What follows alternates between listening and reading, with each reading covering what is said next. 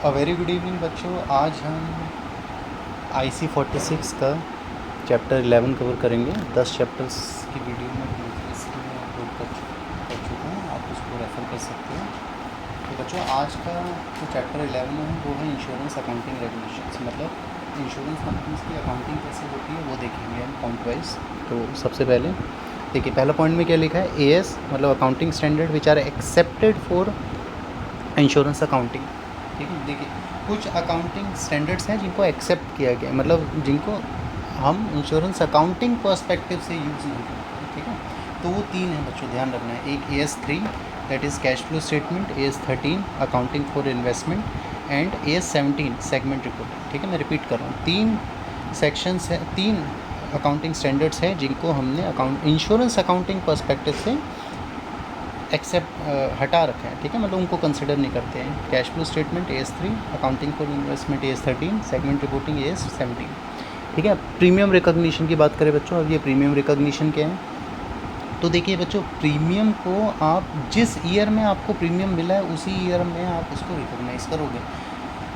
ऐसा नहीं होना चाहिए कि आपको कोई प्रीमियम 2023-24 में मिला and you are reflecting in 2014-15 accounts. ठीक है, तो premium is recognised as an income over contract period और the period of risk whichever is appropriate. Okay, now next देखो बच्चों, भाई प्रीमियम डेफिशिएंसी क्या होता है। देखो, एज द नेम सजेस्ट, नाम से पता चल रहा है प्रीमियम डेफिशिएंट है। ठीक है, it is not surplus, it is not adequate, but it is deficient. ठीक है, तो ध्यान से सुनिए। तो प्रीमियम डेफिशिएंसी क्या है, तो premium deficiency is recognise if sum of expected claims of related expenses and maintenance cost exceeds reserves for unexpected risk. देखो बहुत सिंपल है। ठीक है, नाम से ही जैसे मैंने बोला पता चल जा रहा है प्रीमियम डेफिशिएंट है। इसका मतलब क्या है कि जो हमारे एक्सपेक्टेड क्लेम्स थे वो जो मैंने एक्सपेक्टेड क्लेम्स और जो मेरी मेंटेनेंस कॉस्ट है वो रिजर्व्स के कंपैरेटिवली ज़्यादा है, अनएक्सपेक्टेड रिस्क रिजर्व से ज़्यादा है। जितना मैंने अनएक्सपेक्टेड रिस्क रिजर्व मेंटेन किया था उसके कंपैरेटिवली मेरे क्लेम्स ज़्यादा आ गए हैं। ठीक है, और मेंटेनेंस कॉस्ट ज़्यादा लग रही है। ठीक है, तो ऑटोमेटिकली प्रीमियम क्या हो गया, डेफिशिएंट हो गया। ठीक है, चलो बच्चों नेक्स्ट देखिए। नेक्स्ट क्या है, general instruction to prepare financial statement. अब फाइनेंशियल स्टेटमेंट प्रिपेयर करने के लिए कुछ जनरल इंस्ट्रक्शंस है, ध्यान से सुनिए।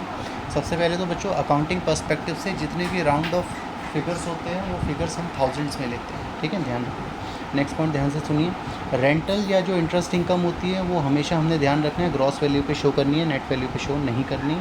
और एंड जो TDS है उसको एडवांस टैक्स पेड में हमने इंक्लूड करना है। ठीक है, सबसे पहले मैंने क्या बताया कि जो राउंड ऑफ फिगर्स है थाउजेंड्स में लेनी है, रेंटल और इंटरेस्ट इनकम को ग्रॉस वैल्यू में कंसिडर करना है, और जो TDS है उसको इंक्लूड कहाँ करना है, एडवांस टैक्स पेड में।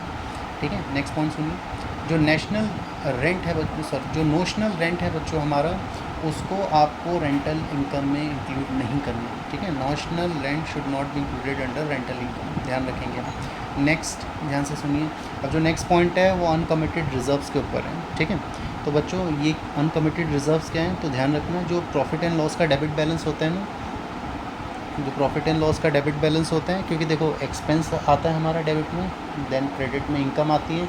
जब आपका डेबिट साइड ज़्यादा होगा, क्रेडिट साइड कम होगी, तो ऑटोमेटिकली आपको क्या हुआ, मतलब एक्सपेंस ज़्यादा इनकम कम, तो लॉस हो गया आपका। ठीक है, तो ये जो debit balance of profit and loss account है should be deducted from the uncommitted reserves and show balance separately. ठीक है, जो प्रॉफिट एंड लॉस का डेबिट बैलेंस है उसको आपको डिडक्ट करना है अनकमिटेड रिजर्व से और बैलेंस को सेपरेटली शो करना है। ठीक है, नेक्स्ट आगे बढ़िए, इंश्योरेंस अकाउंट। ठीक है, इंश्योरर मतलब इंश्योरेंस की बात कर रहे हैं।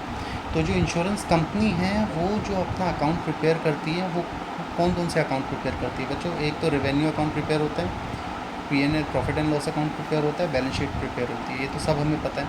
अब अगर हम बात करते हैं कौन से फॉर्म में तीनों अकाउंट प्रिपेयर होते हैं, तो रेवेन्यू अकाउंट BRA में फिल होता है, profit and loss account B-PL में, और बैलेंस शीट B-BS में। ठीक है, revenue account B-RA, P&L account B-PL, balance sheet B-BS। ठीक है, नेक्स्ट देखिए बच्चों, नेक्स्ट क्या लिखा हुआ है, नेक्स्ट हमने कुछ रेवेन्यू अकाउंट के रिस्पेक्ट में लिखा है।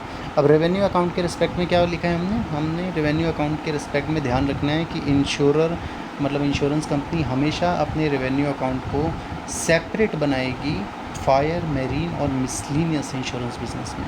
अगर इंश्योरेंस कंपनी फायर में, फायर इंश्योरेंस, मैरीन इंश्योरेंस और मिसलिनियस इंश्योरेंस बिजनेस में है तो वहाँ रेवेन्यू अकाउंट इन तीनों ही बिजनेसेस का अलग अलग बनेगा, ध्यान रखना।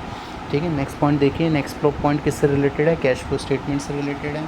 तो बच्चों ध्यान रखना है कि एक तो हमें पता है कि कैश फ्लो स्टेटमेंट में कौन सा मेथड यूज़ करते हैं, डायरेक्ट मेथड यूज़ करते हैं। ठीक है, तो बस वही चीज़ ध्यान रखनी है कि insurance company shall prepare receipt and payment account in accordance with the direct method. ठीक है, रिसीप्ट एंड पेमेंट अकाउंट मतलब क्या होता है? Cash flow statement. ठीक है, तो insurance company shall prepare cash flow statement in accordance with direct method जो which is prescribed in AS3।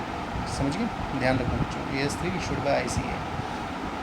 Next देखिए, नेक्स्ट पॉइंट में क्या लिखा है? Next point is related to commission payment to agent. जो हम एजेंट्स को कमीशन पेमेंट करते हैं, तो बच्चों ध्यान रखना है जो भी कमीशन एजेंट को पे होती है it should be according to the IRDA provisions. ठीक है, तो IRDA एक्ट 1999 रेगुलेट करता है commission payable on policies to agents. Okay, ठीक है। अब बच्चों ये जो कमीशन हमने पे किया है, कमीशन क्या है? इंश्योरेंस कंपनी के लिए तो एक्सपेंस हो गया, क्योंकि ये तो पे कर रही है। तो कमीशन कहाँ दिखाएंगे हम? रेवेन्यू अकाउंट में दिखाएंगे, ध्यान रखना। ठीक है, कमीशन को कहाँ दिखाना है हमने? कमीशन को हमने रेवेन्यू अकाउंट में दिखाना है। ठीक है, चलो नेक्स्ट पॉइंट बच्चों। नेक्स्ट पॉइंट क्या है? Next point is related to reinsurance. Reinsurance हमें पता है क्या होता है, हम लास्ट वीडियोज़ में पढ़ चुके हैं, मैं रिपीट कर देता हूँ। किसी भी इंश्योरेंस कंपनी को अगर जितनी भी पॉलिसीज़ उसने करी है उन पॉलिसीज़ में इंश्योरेंस कंपनी किसी फ्यूचर अनफोर्सीन इवेंट में अगर large number of claim settle करने पड़ गए इंश्योरेंस कंपनी के पास और उसके पास इनफ रिजर्व नहीं हुआ, in that scenario insurance company will not be able to fulfil the terms and conditions of the policy, क्योंकि उसके पास अगर इनकेस रिजर्व होता ही नहीं है सफिशिएंट। तो इंश्योरेंस कंपनी किसी भी अनफोर्सीन रिस्क से अपने आप को बचाने के लिए इंश्योरेंस कंपनी क्या कर सकती है? अपने आप को इंश्योर कर सकते हैं किसके थ्रू? एक री इंश्योरेंस कंपनी के साथ। ठीक है, तो री इंश्योरेंस क्या होता है?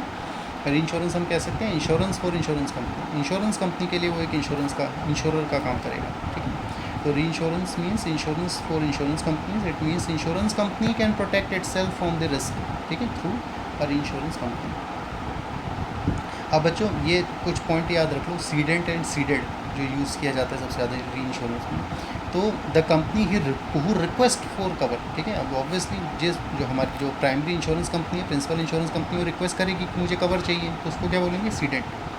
ठीक है, और वहीं री इंश्योरर को जो री इंश्योरेंस दे रहा है प्रिंसिपल इंश्योरेंस कंपनी को, उसको सीडेड बोलते हैं। ठीक है, तो जो प्रिंसिपल इंश्योरेंस कंपनी है जो कह रही है मुझे री इंश्योरेंस चाहिए, कवर चाहिए, उसको सीडेंट बोलेंगे, और री इंश्योरर को, री इंश्योरेंस कंपनी को क्या बोलेंगे? सीडेड बोलेंगे। ठीक है, ध्यान रखिए। चलिए नेक्स्ट पॉइंट क्या है? नेक्स्ट पॉइंट है बच्चों कैटास्ट्रॉफी रिजर्व्स के बेसिस में। ठीक है, नाम से ही पता चल रहा है कैटास्ट्रॉफी। ठीक है, तो ये जो कैटास्ट्रॉफी रिजर्व है वो कब मेंटेन किया जाता है? जब कोई अनएक्सपेक्टेड सेट ऑफ इवेंट्स एक साथ आ जाए। ठीक है, तो कैटास्ट्रॉफी रिजर्व हमने ध्यान रखना है is a reserve which is mean for meeting losses arising from entirely unexpected set of events. ठीक है, जैसे storm, flood, tornado, earthquake, tsunami. अगर कोई ऐसा अनएक्सपेक्टेड इवेंट आ गया जिसकी वजह से लार्ज नंबर ऑफ लॉसेस हुए हैं, ठीक है, बहुत सारे क्लेम्स आ रहे हैं, तब हम कैटास्ट्रॉफी रिजर्व हमारी हेल्प करेगा। ठीक है, हमारी मतलब इंश्योरेंस कंपनी की। सेपरेट आइटम्स की अब बात करते हैं। Separate items of expenses in RA मतलब रेवेन्यू अकाउंट। तो रेवेन्यू अकाउंट में कौन से सेपरेट आइटम्स बच्चों मेंटेन करने होते हैं? तो ध्यान रखना कि an item of expense can be shown in revenue account of fire, marine insurance business as a separate line अगर if it is in excess of 1% of premium और 5 lakh whichever is higher. अगर कोई भी expense का item, ठीक है, fire और marine insurance के केस में, और उसके रेवेन्यू अकाउंट में हमने सेपरेटली डालना है। कब डालना है? जब किसी भी पर्टिकुलर आइटम का प्रीमियम जो एक्सपेंस है वो 1% ऑफ प्रीमियम से ज़्यादा है या फिर 5 लाख से ज़्यादा है। ठीक है, जो भी इसमें से हायर होगा। मैं रिपीट कर रहा हूँ, स्टेटमेंट है an item of expense can be shown in revenue account of fire and marine insurance as a separate line if it is in excess of 1% of premium और 5 lakh whichever is higher. Okay, चलो तो आज की class बच्चों chapter 11 की ही समाप्त करते हैं। बाकी का टॉपिक हम नेक्स्ट क्लास में कवर करेंगे। चलो, गुड नाइट बच्चों।